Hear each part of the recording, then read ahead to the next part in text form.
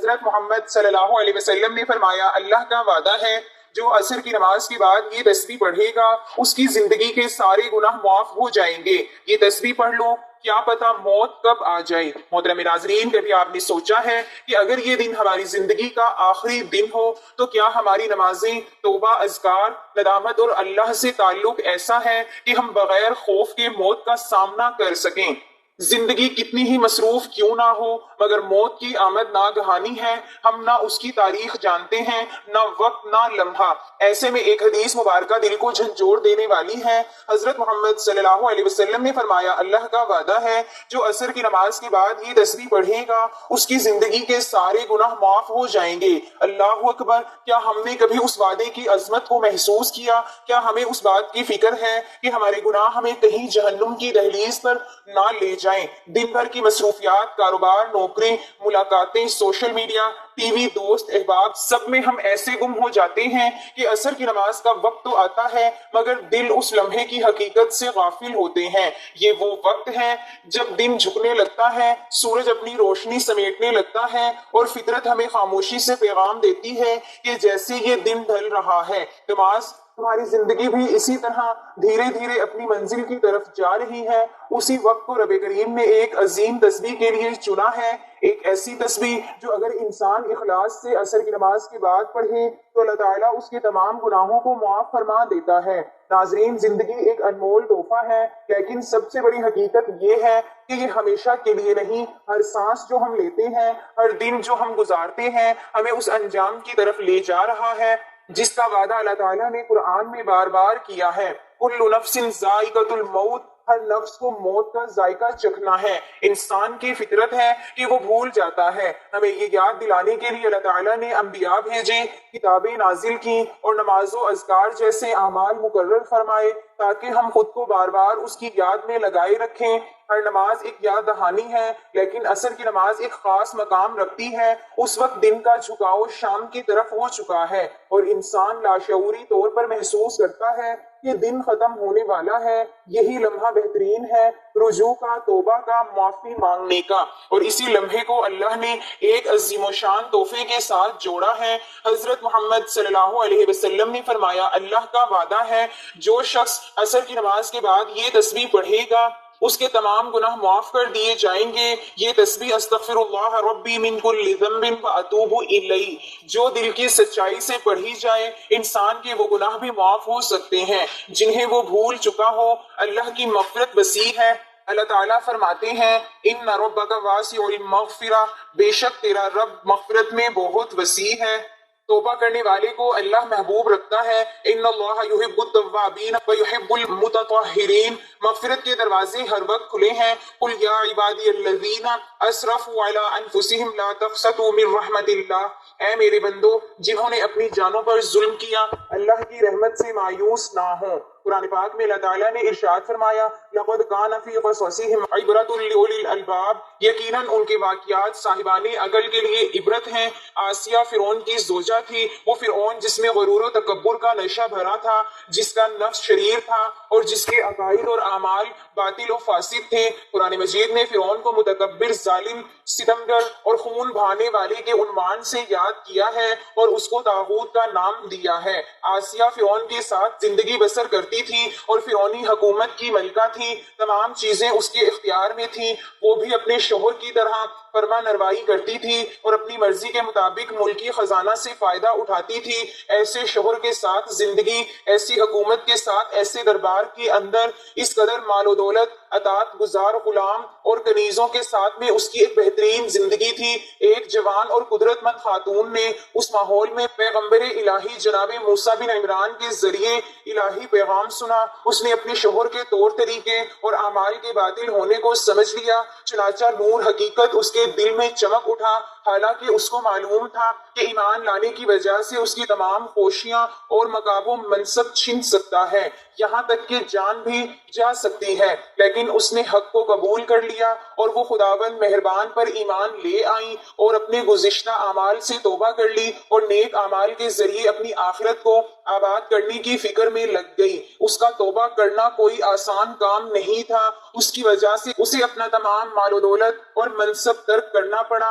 اور فرعونیوں کی ملامت، ضرب و شتم کو برداشت کرنا پڑا، لیکن پھر بھی وہ توبہ، ایمان، عمل صالحہ اور ہدایت کی طرف قدم آگے بڑھاتی رہی۔ جناب آسیہ کی توبہ فرعون اور اس کے درباریوں کو ناگوار گزری، کیونکہ پورے شہر میں اس بات کی شہرت ہو گئی کہ فرعون کی بیوی اور ملکہ نے فرعونی طور طریقے کو ٹھکراتے ہوئے مذہب کلیم اللہ کو منتخب کر لیا ہے۔ سمجھا بجھا کر، ترغیب دلا کر اور ڈرا دھمکا کر بھی آسیہ کے بڑھتے قدم کو نہیں روکا جا سکتا تھا۔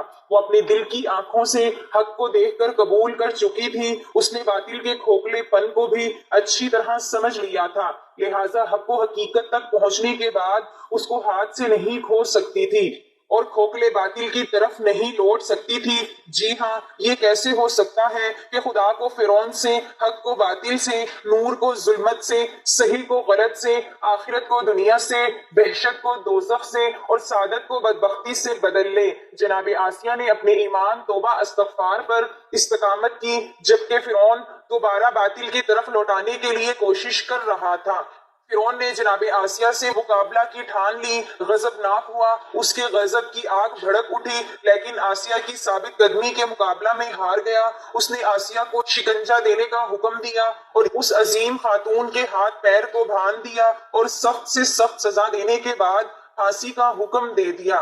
اس نے اپنے جلادوں کو حکم دیا کہ اس کے اوپر بڑے بڑے پتھر گرائے جائیں، لیکن جناب آسیہ نے دنیا آخرت کی سعادت اور خوشبختی حاصل کرنے کے لیے صبر کیا اور ان تمام سخت حالات میں خدا سے لو لگائے رکھی۔ جناب آسیہ کی حقیقی توبہ، ایمان و جہاد، صبر و استقامت، یقین اور مستحکم عزم کی وجہ سے قرآن مجید نے ان کو قیامت تک مومن و مؤمنات کے لیے نمونہ کے طور پر پہنچوایا ہے، تاکہ ہر زمانہ کے گناہگار کے لیے عذر و بھانہ کی کوئی گنجائش باقی نہ رہ جائے اور کوئی یہ نہ کہہ دے کہ توبہ، ایمان اور عمل۔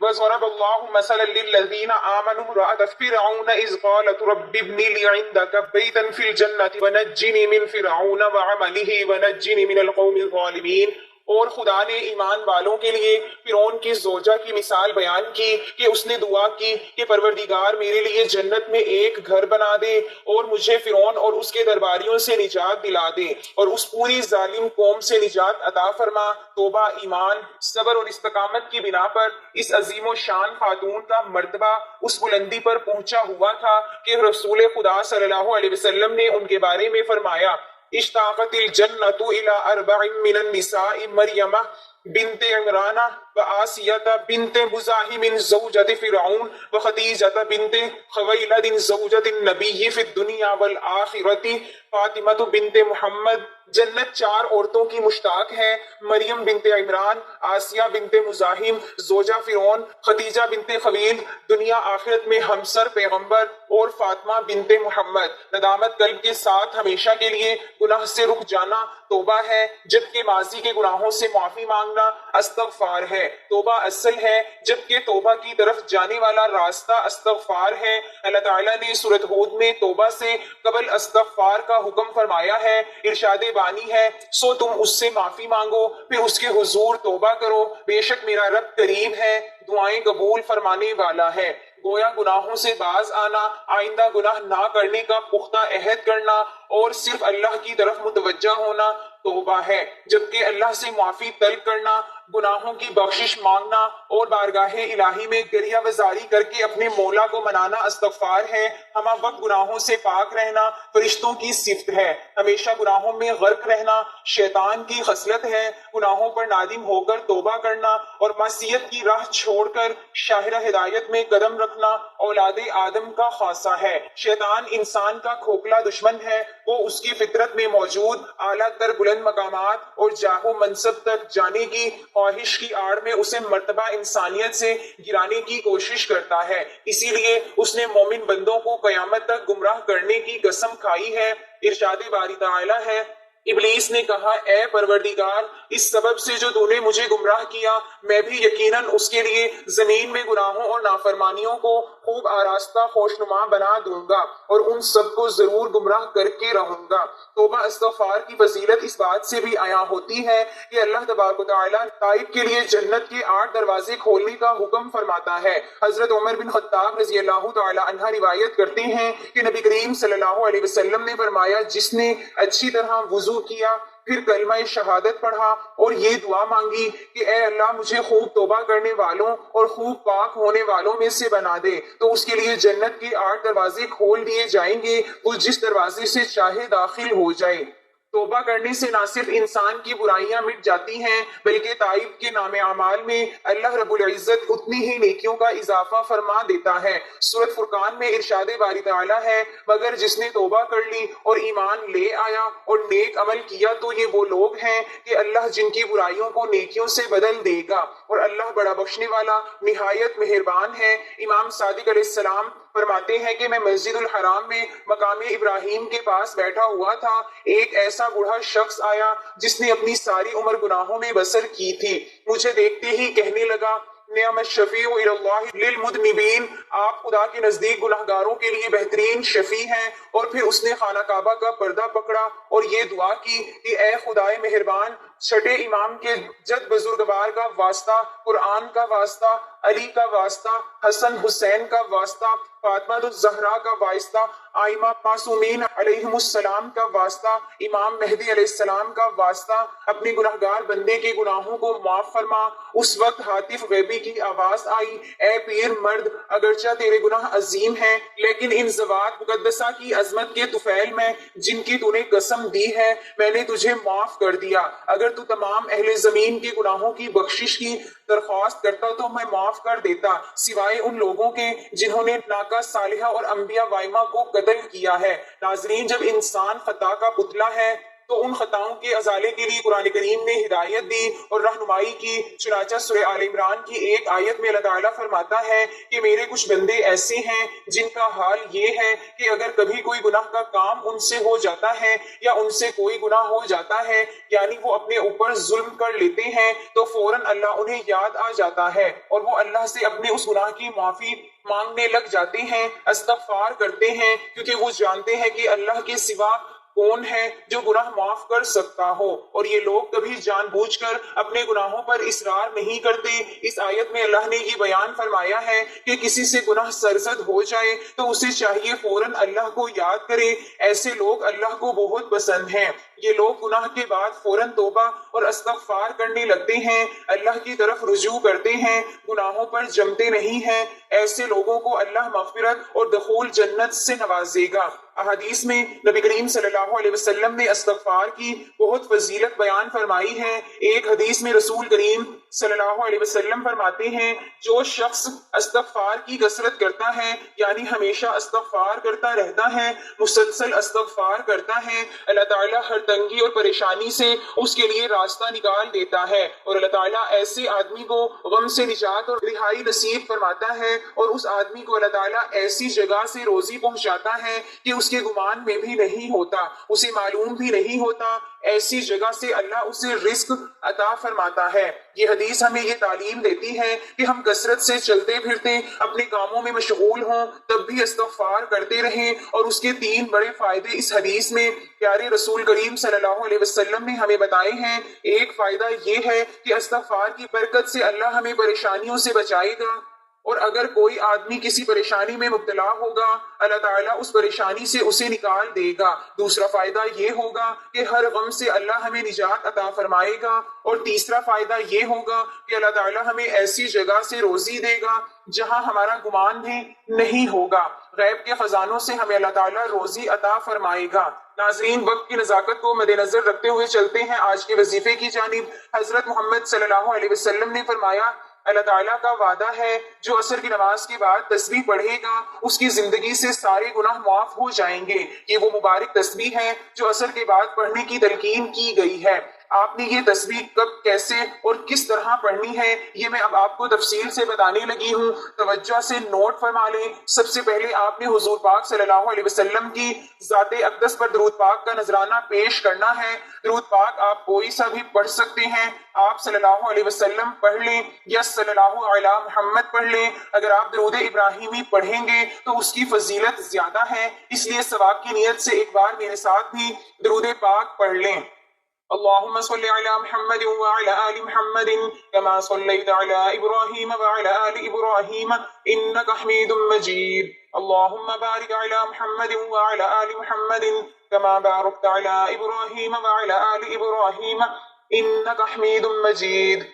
درود پاک پڑھنے کے بعد آپ نے ایک تسبیح پڑھنی ہے، استغفر اللہ ربی من کل ذنب واتوب الیہ، میں اللہ سے اپنے تمام گناہوں کی معافی مانگتا ہوں اور اسی کی طرف توبہ کرتا ہوں۔ اس کے بعد آپ نے اللہ تعالیٰ کے دو مبارک نام یا وہابو یا کریمو ایک تسبیح پڑھنی ہے۔ یہ تسبیح پڑھنے کے بعد آپ نے آخر میں 3 دفعہ سورۃ فاتحہ پڑھنی ہے۔ یہ قرآن پاک کی سب سے پہلی سورت ہے اور ہر کسی کو آتی ہے۔ ایک بار سورۃ فاتحہ کی تلاوت سماعت فرما لیں۔ بسم اللہ الرحمن الرحیم، الحمدللہ رب العالمین، الرحمن الرحیم، مالک یوم الدین، ایاک نعبد و ایاک نستعین، اہدنا الصراط المستقیم، صراط الذین انعمت علیہم غیر المغضوب علیہم ولا الضالین۔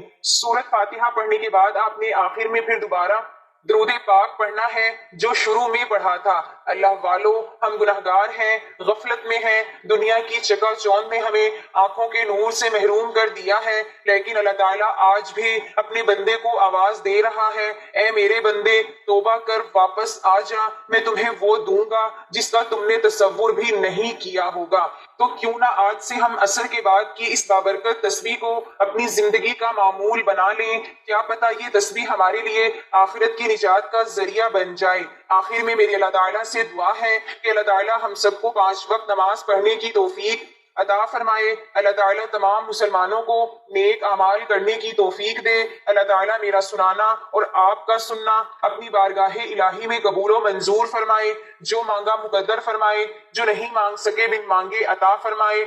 اللہ تعالیٰ نیکی کی بات کو سننے، سمجھنے اور اس پر عمل کرنے کی طاقت، توفیق مرحمت فرمائے، آمین۔ ناظرین، آپ سے گزارش ہے کہ اپنے رزق میں برکت، وسعت اور کشادگی کے لیے اللہ تعالیٰ کے 99 ناموں میں سے کوئی ایک نام کمنٹ سیکشن میں ضرور شیئر کریں۔ اللہ تعالیٰ ہم سب کا حامی و ناصر ہو، آمین۔ جزاک اللہ۔